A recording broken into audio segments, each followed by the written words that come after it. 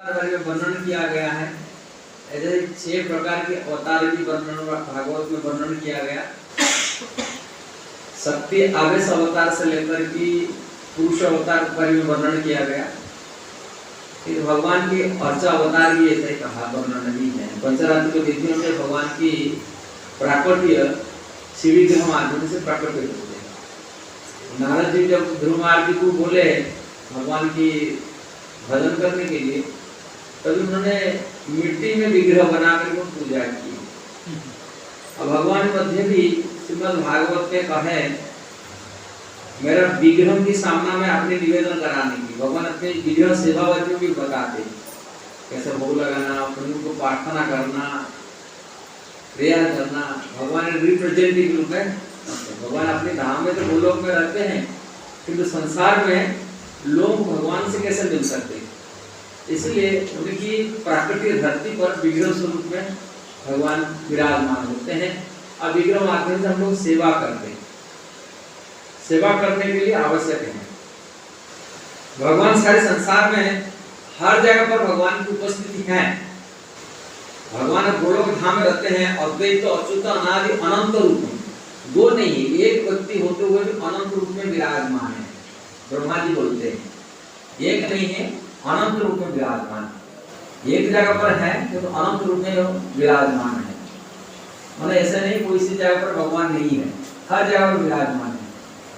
जिसी प्रकार की मान लो हम YouTube में यहाँ अपलोड कर रहे हैं, यहाँ YouTube के लिए अपलोड कर रहे हैं YouTube में, हमारे यहाँ ट्रांसफर हो रहा है अपना पिक्चर, अपनी शब्द यहाँ से ट्रांसफर हो रहा है इसी जगह पर वृंदावन बैठ के हम लाइव अपलोड करें। मतलब हमारा शब्द अपना रूप दुनिया में चला जाता है, दुनिया में कॉर्नर में चला जाता है। एक जगह ट्रांसफर होता है तो अनंत रूप में अनंत जगह पर से विराजमान हो जाता है और जगह पर एक साथ हम देख सकते हैं। तो इसी प्रकार भगवान अपने गोलोक धाम में रहते हैं तो अपने स्वरूप हर दुनिया में हर जगह पर विराजमान है। ब्रह्मांड में, वैकुंठ में, अनंत कोटि वैकुंठ लोक है, आध्यात्मिक जगत हो, भौतिक जगत, सभी जगत पर भगवान विराजमान हो जाते हैं। क्यों?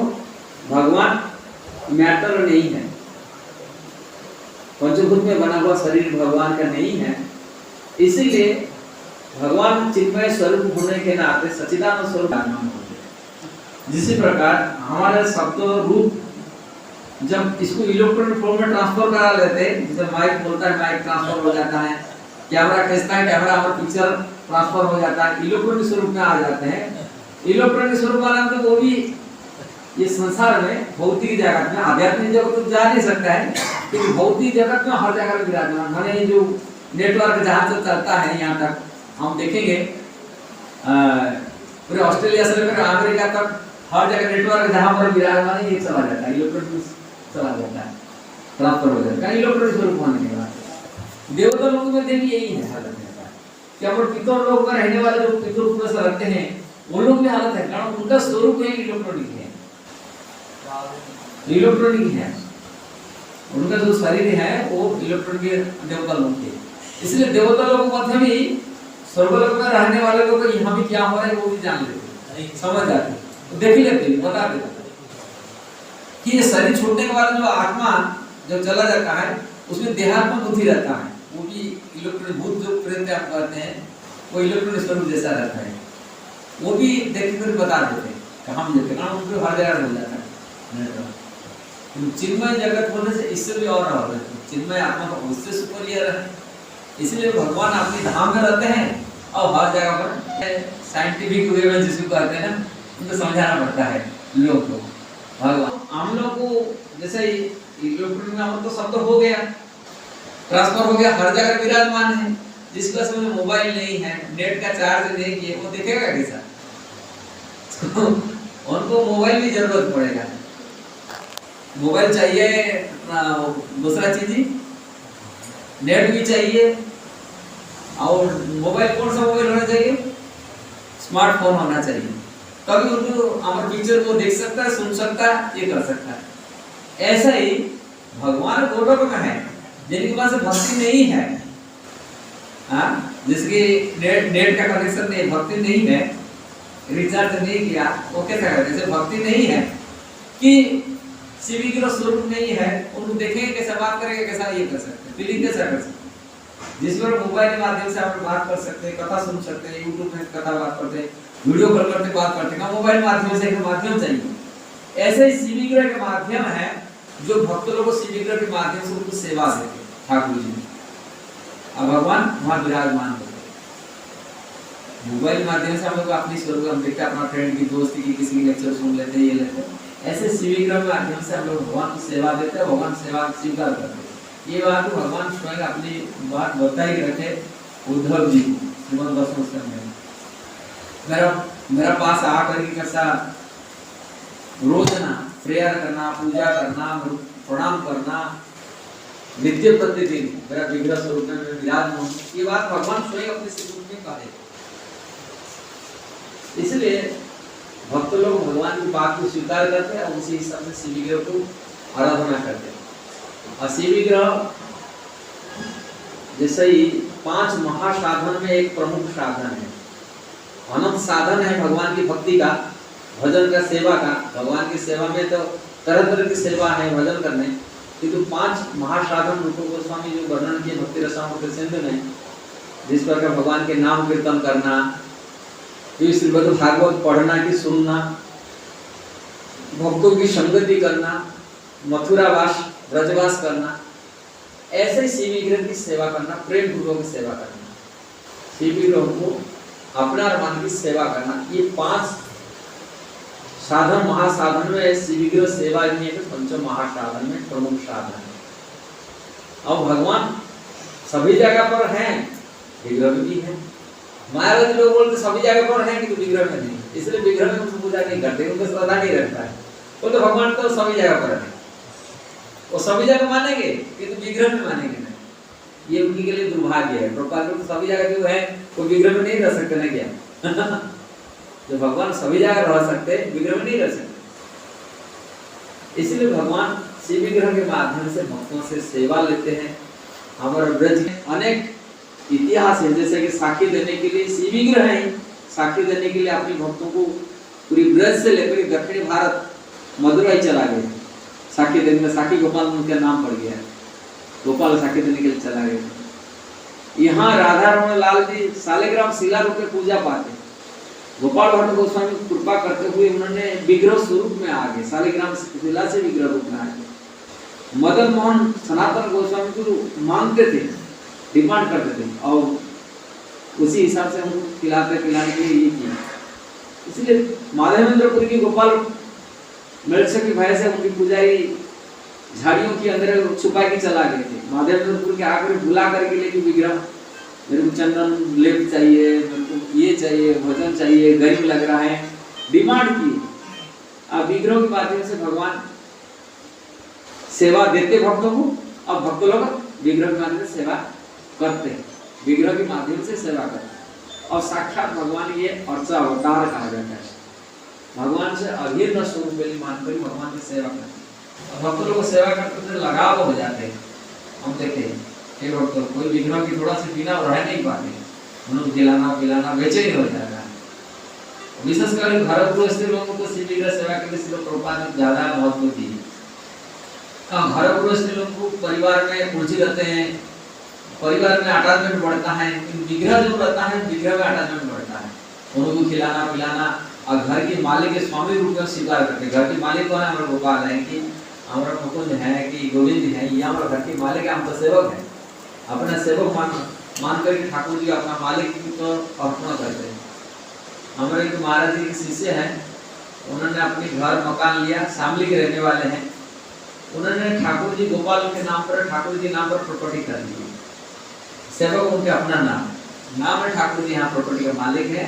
घर मकान भी अपनी घर का उनकी है, और सारी प्रॉपर्टी नाम सब गोपाल के नाम पर कर दी, अपना नाम में काट दी। बोला नहीं, मेरा नाम दे देगा, सारी प्रॉपर्टी और गोपाल के नाम पर, हम तो उनका सेवक है, सेवक उनका नाम करने वाला, नाम कर दिए गोपाल के नाम, गोपाल मालिक की प्रॉपर्टी।